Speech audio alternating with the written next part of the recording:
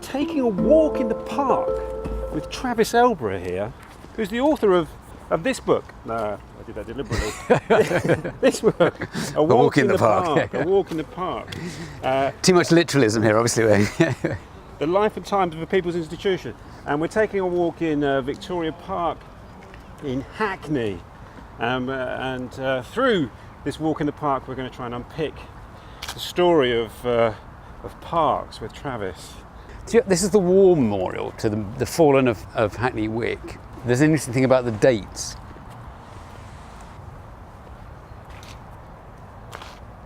It's probably quite hard to see here, but to the memory of the Hackney Wick men who fell in the Great War of 1914 to 1990. What it is that though obviously the 11th hour, the 11th day in 1918 is when the war ended, or the armistice was declared, but it wasn't until the following year that the Treaty of Versailles was signed in view of a rather magnificent garden. And so it was something of a common feature of early war memorials that they took 1919 when the Treaty of Versailles was actually signed as the end date of the war rather than the armistice in November 1918. One of the great park designers of the early 20th century, and also then moved into a sort of figurehead in town planning, was a guy called T.H. Mawson, and one of his commissions, which opened with tragic irony in 1913, was the Peace Garden at The Hague.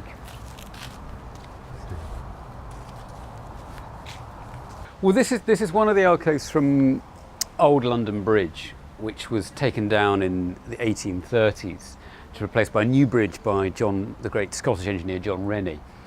There is some doubt actually whether these are the London Bridge alcoves, but they were put into the park to be decorative additions, to be almost follies. And John Rennie, who designed the new London Bridge, which replaced the ancient medieval bridge, which had been there since the 12th century, was responsible for creating things like the London docks. So there's an interesting correlation between London becoming more industrialised and the creation of new public spaces like the public parks. I mean, one of the first things that was erected in the park, on the western side of the park, on an island, was a pagoda. So you have this idea of parks having these decorative features, follies in a way, that idea of the ruin, parks representing this sylvan landscape with these additions and the ideal in a way being some kind of Etruscan hill village or something, So the neoclassical element of parks having these genteel, decayed, pastoral landscapes with follies and tumbling old buildings in them, hermitages and so on. So, and those kind of things get incorporated into the first public parks. And so Victoria Park here gets these two alcoves as decorative features in 1860. There's an interesting anti-urban bias in British culture, which fetishizes a version of the countryside. And I always think that parks are tamed wildness, and they're created in the 19th century slightly to tame the wildness of the population. I mean, they're necessary because you have intensive industrialization and intensive urbanization. I mean, this park running along the side of it is the Regent's Canal. At that time, it was a working canal, so it was a thoroughfare with boats shipping coal and goods around on it. So it wasn't quite the pellucid expanse of water that it is now. It would have been quite a dirty space. And equally, you would have had the factories of the East End, and the London docks, and the river would also have been a working river, so slowly becoming smokier and dirtier. And the idea of creating the park was to provide a green space for the people that were living in the very crowded districts around the London docks. I mean, the big thing that arrives in London in 1830 is cholera, and it's brought down across the oceans from India, and so that imperial trade. It arrives initially in Sunderland and then is brought down to London by ships carrying coal to the London docks from there. And there's a strand of creating a park in the East End of London is partly about keeping those germs and those rather sickly poor out of the West End and out of the royal parks like Hyde Park. The Olympic Park is over there. We can probably get a better shot of it from somewhere else, but it's the way that those two parks, London's newest major park, the Olympic Park or the Queen Elizabeth II Park, and Victoria Park, London's first purpose-built public park, sit practically opposite one another. And how do they compare, Trevor? Well, I mean, that's a tricky area. I would say that as terms of civic entities and democratic accountability, Victoria Park still seems more imbued with an earlier period and some of those earlier values. The Olympic Park is part of the London Development Corporation, which is a mayoral office, so therefore is democratically accountable. But it's not, even though it is in the borough of Newham, and even though it's technically a royal park, it has the name Queen Elizabeth II Park. It's slightly at one remove from both the inhabitants and those other organisations that look after parks in normal locations. The Corporation of London also has several parks as well, including Epping Forest. We're going to look at, I'm going to show these fences because they interest me and the way that things do.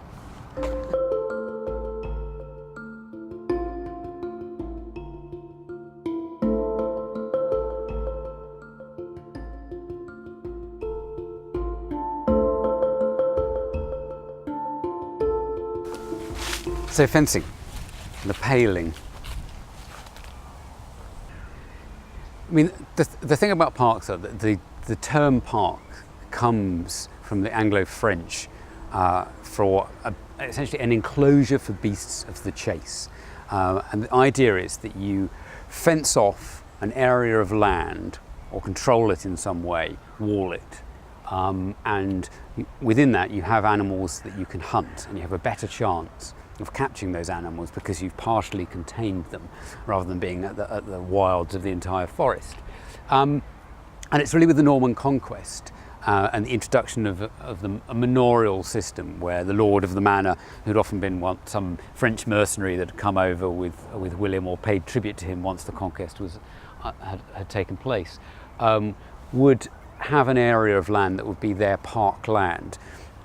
Prior to the Norman conquest, you have this thing of the commons. And the commons were often areas of waste ground or used communally for the community. So people would have the ability to graze their animals on there. They might be able to grow certain crops there during certain seasons. But these arrangements predate the Norman conquest. And because of that, they were retained under common law.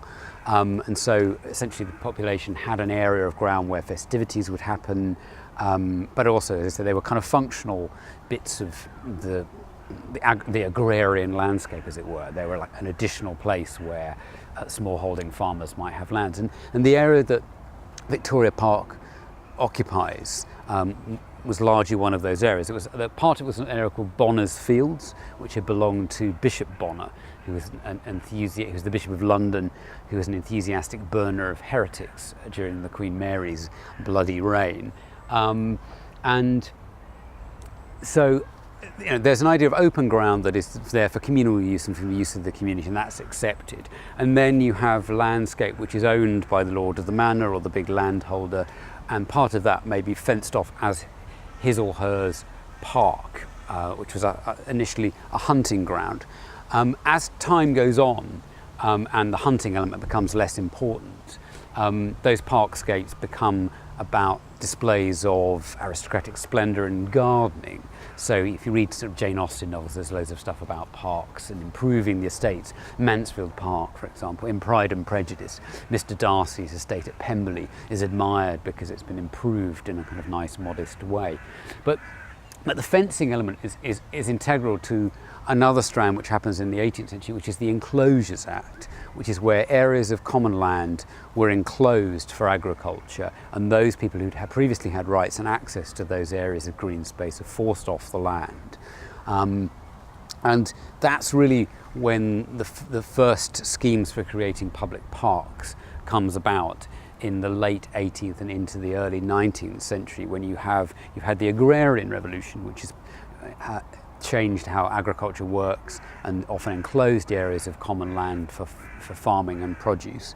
And then you have the industrial revolution, which obviously transforms the landscape, and creating factories and sort of vast urbanisation. But to go right back to the idea of the fencing, is something like the New Forest, for example, which is and it's called the New Forest because it is, William the Conqueror who fences it off as a private, royal hunting park, and his son obviously dies in a hunting accident in the New Forest. So fences are an intriguing and integral part of parks, both in their historic sense as hunting grounds and hunting landscapes, and then also even in the kind of public park. We're in Victoria Park, it still has railings all around the outside edge of it.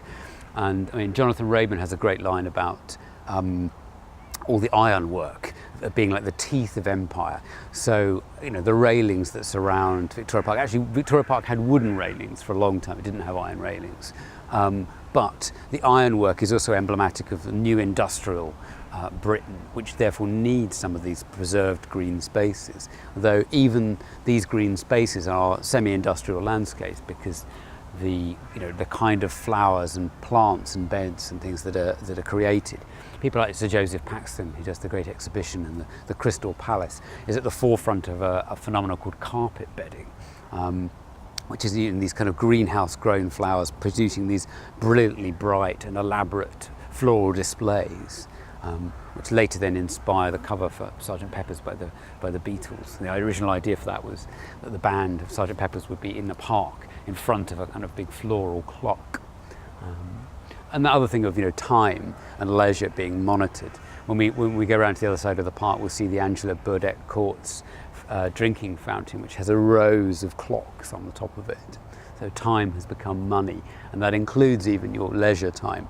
And the thing about the commons, as they were often grounds where kind of rough and ready sports would happen. There would be boxing contests, there would be tavern gardens, which would also be where betting was. So they're kind of semi-private rogue spaces, where often kind of money was made out of them.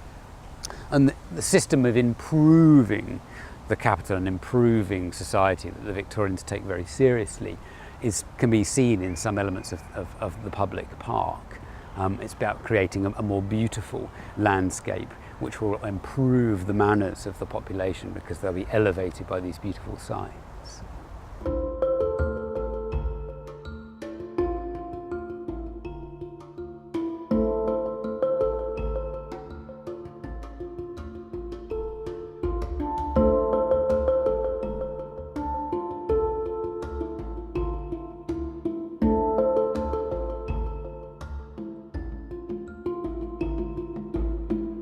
Another big thing of the Victorian era parks, or one of the earliest parks, is the Derby Arboretum public parks. An arboretum is a collection of trees, and it's designed by young Claudius Loudon, who was a big advocate of public parks. He was a one-armed gardener and publisher in a magazine called Gardener's Magazine. But he also is responsible for the development of hygienic cemeteries. The big cemeteries around the fringes of London were partly inspired by some of his writings. And even in the early 19th century, he advocated a green belt for London. But he develops and designs the Derby Arboretum. And the Derby Arboretum has, all the trees, has a collection of 1,000 trees, and they all have little labels on them. And the idea is you can parade through the park, observing the trees and learning their names. So not only is the greenery good for you in the sense that it's healthy verdure, but also you're learning stuff. So it has this strong pedagogical element, and that remains in the early version of the Victorian park. Victoria Park, for example, football wasn't allowed until the 1880s, but you could have a game of quoits. So there's a certain, the more genteel sports rather than the rough and ready things. fist fights and things like that. Those are a bit passé, whereas they were something of a feature of the commons or pub gardens. Because London was less built up at that time, if you walk around Victoria Park, if you look at any of the older trees, you'll notice have a noticeably bowed. They're bent in a particular direction, and that's because they were as they grew, they were affected by the crosswinds. And so, if a tree is more bent, it usually means it's one of the older trees in the park. But let's go and have a look at the Harriers Club.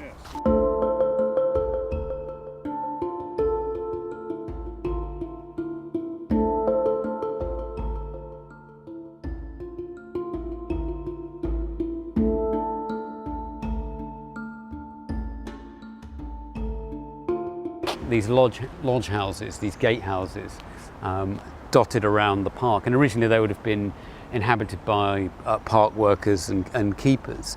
But this one here is now home to the Victoria Park Harriers. The Victoria Park Harriers dates from about the 1920s and were founded by a group of citymen who met in the Milford Arms Tavern, which used to be over there. It's no longer a pub. But again, it's the way that the landscape of this area has always had some relationship to the City of London. That was because in the interwar period there was a great thrust for sports in parks. The founding of the National Playing Fields Association to encourage physical activity in the wake of the First World War, when it had been discovered really that the working class troops were often a foot shorter than the officer class who were public schooled. So there's a great vogue for increasing sport in parks in the interwar years, and the Victoria Park Harriers was founded in that era. But Harriers is another term which comes from hunting, because it would be initially a bird or some falcon thing which would chase after, or a dog, I think actually it was a dog, would chase after the prey and then becomes connected to running. But similarly, it has its roots in hunting, like all parkscapes do. There's a bit of bicycle tyre. I mean, that's another thing, is the cycling was frowned on in certain parks because it was seen as an impediment to horses. Actually, frowned on on public highways for a similar reason. So Hyde Park, cycling was banned in Hyde Park, but allowed in Battersea Park. So Battersea Park became a haven for people on bicycles, cyclists.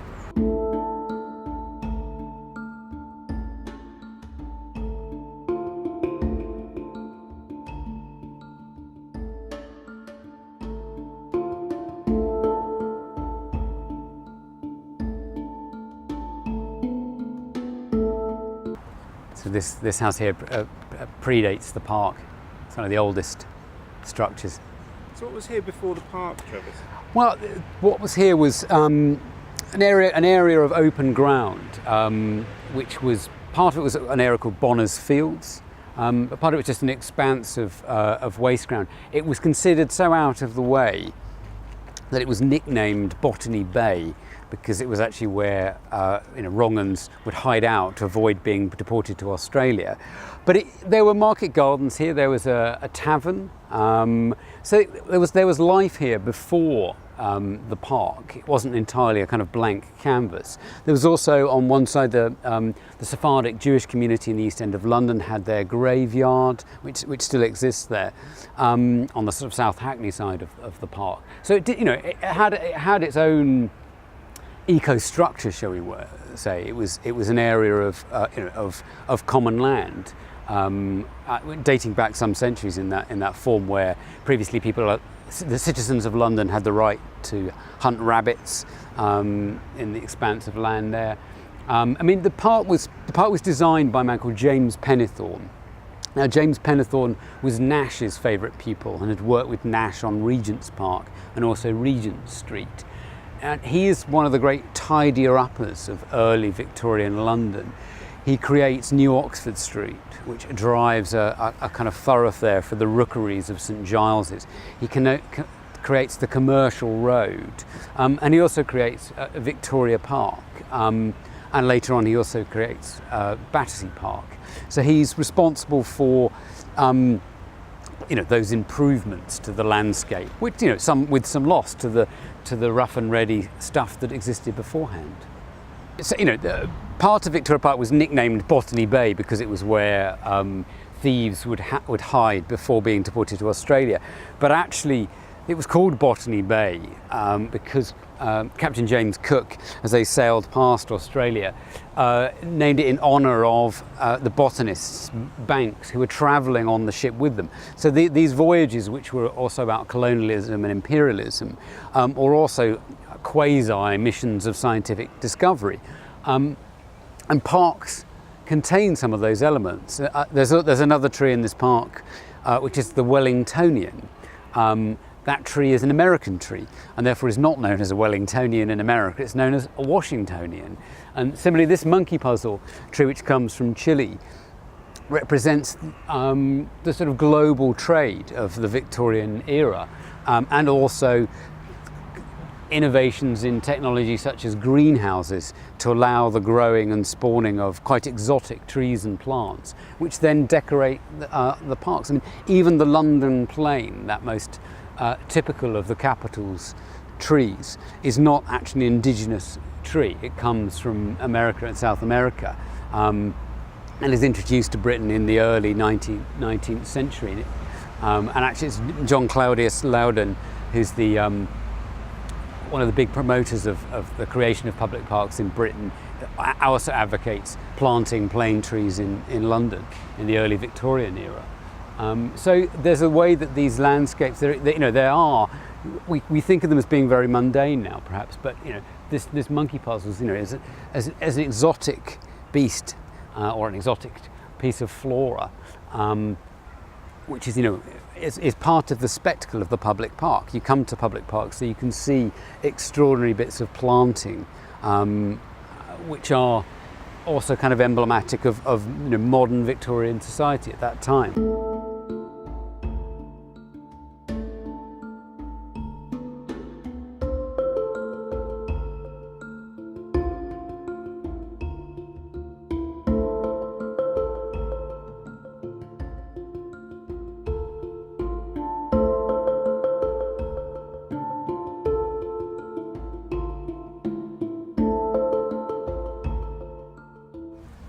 Mr. Jolly. Did you say hello to Mr. Jolly? Yeah.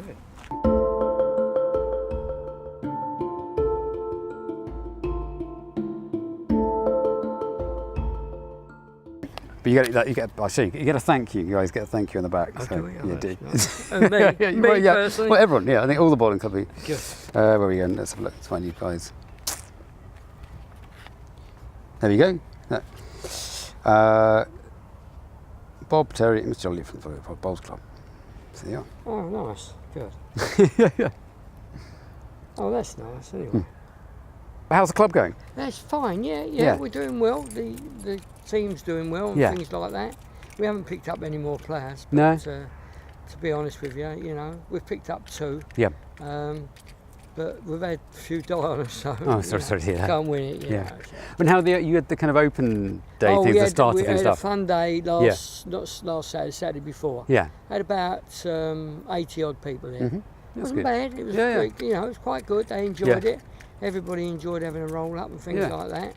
I'm trying to work out and get a match with the firemen of here around this area and the police around here, a match against each other. Yeah. So if I can get that, I'm talking to the emergency services clash. I'm talking to them. Yeah.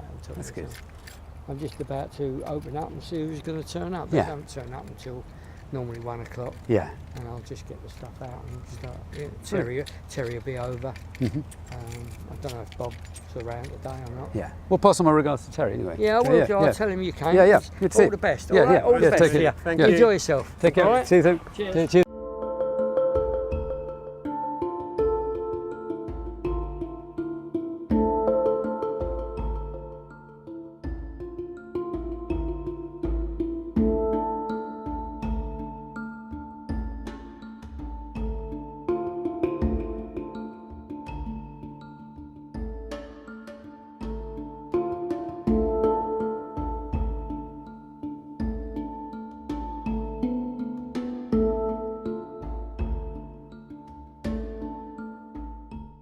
This is the centre of the Old English Garden, and there's a great, almost a backlash against some of the more exotic greenhouse-reared plants and the like in the latter half of the 19th century, the tail end of the Victorian thing, and an urge to turn back the clock to indigenous planting and some of the planting and design styles that dated from the Tudor-Beethoven era, the age of Shakespeare, and also Francis Bacon. Francis Bacon wrote a famous essay on gardens and gardening where he advocated a particular form of naturalistic gardens, and they became the kind of models for these late 19th and early 20th century gardens. I mean, we're in another anniversary year for Shakespeare, and quite a few of them were built in the run-up in 1916 and that time.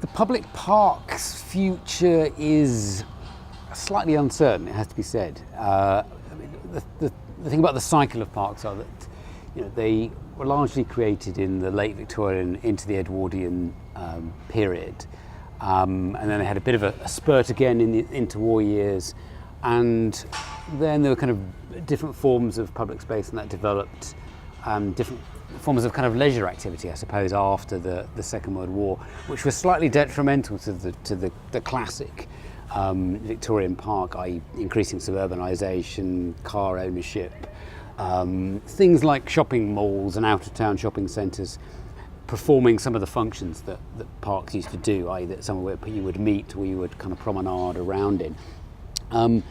And certainly by the 1990s, public parks were in a pretty poor state. They'd been underfunded for a long time. Their services had been privatised, and often the parks themselves were in a poor state of repair. What saved them in the middle 90s was the Heritage Lottery Fund, which pumped money back into public parks and saw kind of great restoration works happening, including we're standing next to the Angela Burdeck Coutts fountain, which is this Gothic Moroccan monster of a drinking fountain, which was erected here in 1862. But it's been subsequently repaired, and on the other side of the park there's also a pagoda, which was one of the original features of the park, but was destroyed during bombing in the Second World War.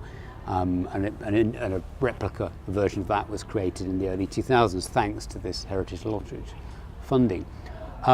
Since the financial crash, however, with the rolling out of austerity measures and so on, and parks inhabit that a similar civic space to libraries in a way that they're non-mandatory services. Coupled with that, you've also got parks being commercialised to a certain extent, we're surrounded here by these rows of fences because there's been a music festival which has been staged here. Now, obviously, that's a money earner for the public park to stage a music festival. While obviously the festival is on, large areas of the parks aren't open to the public, and there's been that trend has crept more and more into public parks, that they have been forced to look to more commercial solutions to make money to support their upkeep. That may be fine, that may be a perfectly decent and kind of balancing act, but I think we've seen a few things which which indicate that a more worrying trend of that as developing.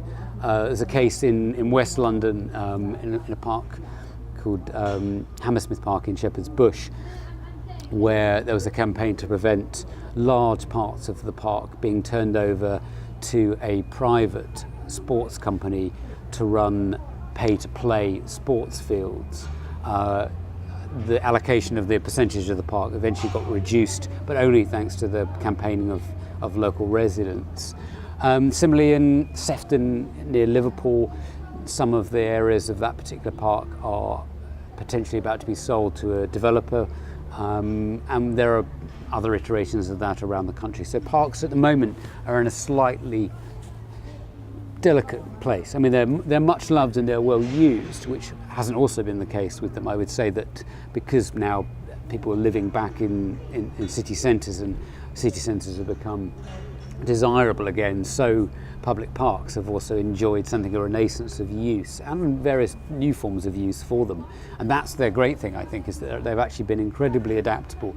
They're able to move from these largely genteel Victorian landscapes of planting and with promenades, and often areas of the lawns of them would often be out of bounds, they'd be fenced off, to being able to hold, music festivals. And they've also been, there's a long-standing tradition of parks as a place of public protest. Victoria Park in particular has a very strong tradition of dissent. Even before it was a park, the areas that Bonners Fields had religious and atheistic speakers would gather there. And in 1848, one of the great Chartist rallies also occurred in Victoria Park, or in Bonners Fields next to it, as was.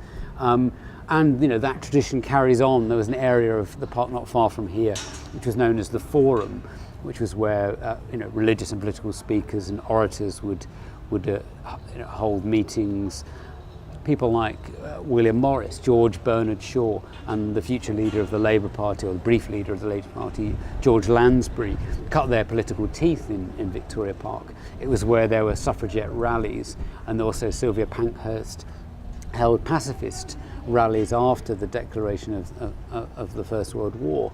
So they're great and amorphous spaces that can encompass even some forms of commercial activity, but also civic and urban metropolitan life. They were created in a way as gardens for those people who didn't have gardens. And at a point when our cities are becoming denser and more people are living in shared accommodation, they're still really necessary as green lungs, green islands, as the London County Council dubbed them, for the city and for its inhabitants. It was a fascinating walk in the park with Travis Elborough. Obviously, we've only given you really just a sorbet, not a sorbet, that's cleansing, isn't it? We've just given you a mere starter for 10. For 10 of Victoria Park. There's so much more to see in Victoria Park. We covered about. We only remained in the eastern side as well. There's an interesting topographical difference between the eastern side and the western side. Most of the sporting activities are in the east, and the west has the more elaborate forms of planting and the pagoda and the water features. But it has some boating as well. It does have some boating. And your book is available from all good booksellers and some rubbish ones as well, actually. I think you'll probably find most booksellers will have your book. With any luck. With any luck, yeah. So check out Travis's book, A Walk in the Park. We've done this in about 30 degrees of heat today, more than 30 degrees of heat, about 35 degrees of heat. We've melted partially in the course of doing it, so we're going to go and jump in the boating lake now.